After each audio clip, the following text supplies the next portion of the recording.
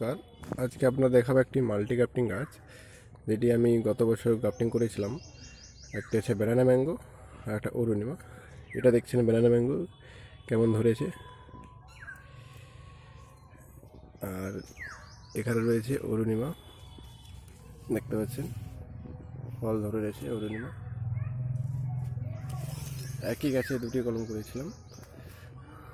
দেখেন এটা আছে অরুণিমা রয়েছে, আর এটা ব্যানানা ম্যাঙ্গো করেছিলাম। একটি গাছ গোড়া দেখতে পাচ্ছেন, এটা একটি গাছের উপরে দুটো কলম করেছিলাম, দেখতে পাচ্ছেন। একই গাছের দুই রকম আম,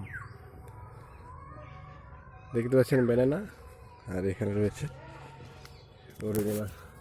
অরুণিমা দেখছেন এটা কালারিং আস্তে চলে এসছে কিছুটা, দেখতে পাচ্ছেন।